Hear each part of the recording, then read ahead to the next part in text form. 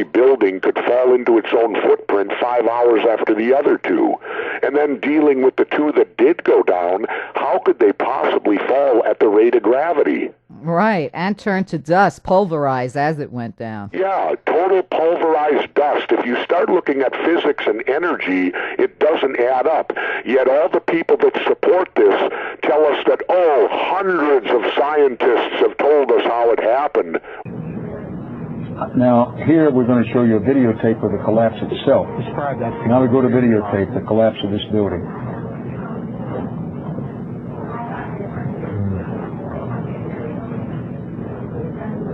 It's amazing. Amazing, incredible, pick your word.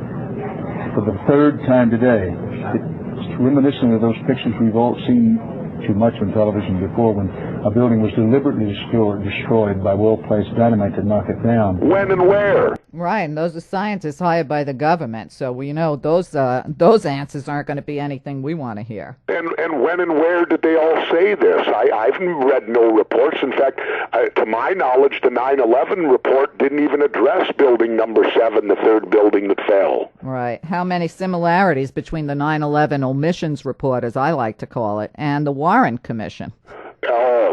Oh, totally. I've been studying Kennedy for 25 years, and I don't buy Lee Harvey Oswald acted alone. There's no way. In fact, he may not. He may well have been exactly what he said to the press. I'm just a patsy. Right. Well, when I was a kid and that happened, immediately something told me that what we were seeing wasn't real, even though I was only like 11.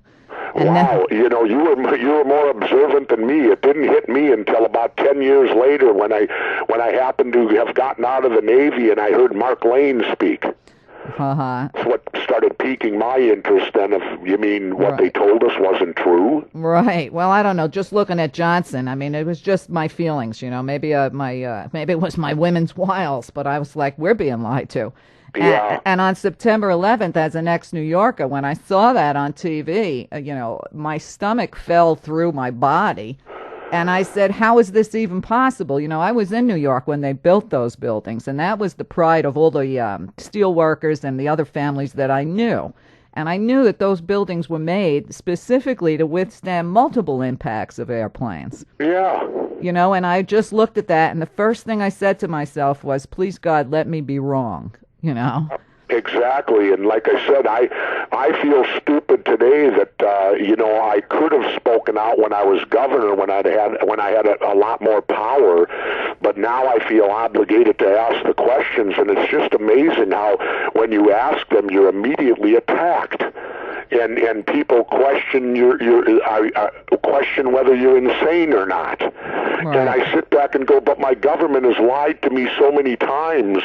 Why would I right away accept their version? And it's kind of sad because my wife's parents, they don't believe any of it. And you know what their reasoning is as elderly people? What? They can't believe anyone could possibly be that evil. Yeah, well, it must be nice to have that kind of thinking power. Yeah, I suppose, maybe in another 20 years, that's what I'll evolve to, too. Maybe we all do when we get old. I don't know. Well, I hope not. I'm hoping to live long enough to see the evidence that they locked away forever on the Kennedy assassination. So I'm figuring... Again, don't hold your breath. I know. I mean, we can't even see it. And here's the thing on Kennedy.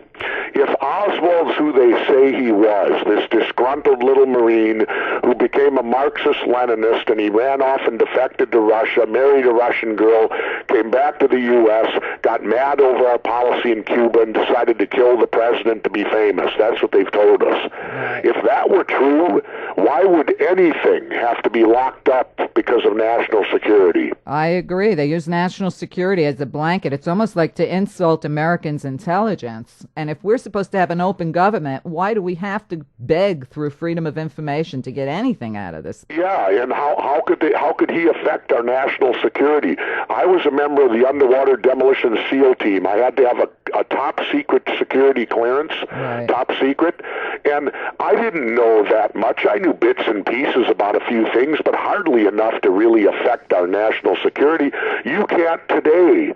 Today, you still aren't allowed to see Lee Harvey Oswald's tax return. I know, it's crazy. So I'm thinking, what's it going to take to get, all the films and pictures that were confiscated at the Pentagon and at the Trade Center? Will it be like, 100 years from now? I guess they want to wait till everybody's dead. Yep. In my book, I said very openly that if I were to run and become president, I would open up all those cases to be reinvestigated again. And you'd probably be the only one to truly investigate what happened on September 11th. Well, I don't know, but like I said, the other thing that causes me great concern is why would President Bush stonewall any investigation for 2 years? Right, exactly. Remember, the 9/11 people, the relatives and the survivors were the ones that had to put political pressure on for even to have that 9/11 commission. Right, and then he only put so much money towards it, which was less money than investigating Clinton's blowjob. Exactly. I mean, they put this minute amount of money to investigate it, and it just stinks. I understand. When you start looking at it, it all just smells. It doesn't pass the smell test. No, it don't. As a governor, if some disaster would have happened in Minnesota like that, I would immediately order an investigation because, number one, you'd want to find out what did happen. Number two, you would want the ability to learn what happened so you could hopefully not allow a repeat performance and all of that, and yet President Bush stonewalled it for 2 years. Well, and anybody like Tom Daschle that wanted an investigation surprisingly got a little package of white powder, and it wasn't cocaine. Yeah, that's right. I forgot all about that. Right. So, I mean, you look at it and you're like, oh, my God, how can everybody not see what's happening here? I know. I just get so frustrated when I talk to these radio hosts and stuff that all accuse me of being Rosie O'Donnell. Yeah, but you know what? You got to look at who's paying them. If you follow the money, there's a website called gatekeepers.net, I think, where you can follow the money, even of the progressive talk radio. And they're all funded by the same people. So, of course, they have to follow script. That's just if they want their paycheck. Yep. Well, you remember when I first came out of office, I was the hottest commodity out there because I was the voice of the independent, right? Mm-hmm. And I talk about it in my book. CNN, Fox, and MSNBC got in a bidding war for me. MSNBC won. I went to work for them, and we put an entire show together, and they came out, and then they told me they would not put it on the air. And I thought that it was because I started to question my talent and all this, and then I realized that they pulled Phil Donahue. Well, Phil Donahue was their highest-rated show. Never in the annals of network news or anything like that have you ever seen somebody yank their number one rated show. Right, because you weren't following the party line.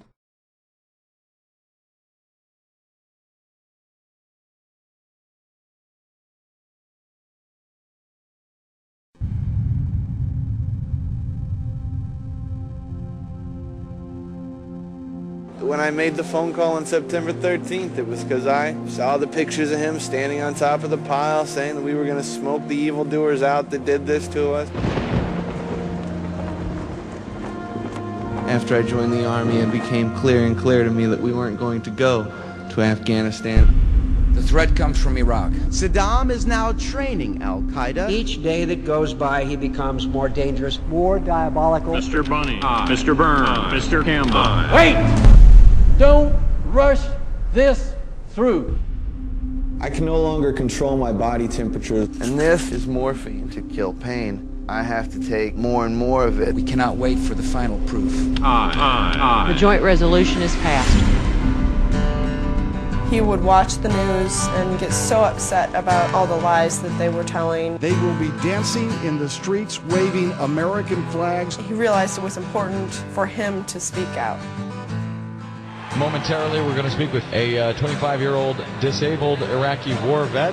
He's here on his honeymoon. I speak for a man who gave for this land. There were 25 of us crammed into a 2.5-ton truck with no armor on the sides. Spilled his blood in the dirt and the dust. I'm Thomas Young. And he's come back to say, those weapons of mass destruction got to be somewhere. I just told him that I was going to marry him. I didn't ask him. I just thought he should know. All he asked of us to stand and we must. So you don't feel that you're undermining our troops? Well, I have a brother who's over there right now. See you later, big bro. Yes, same here. The life of your son may depend upon it.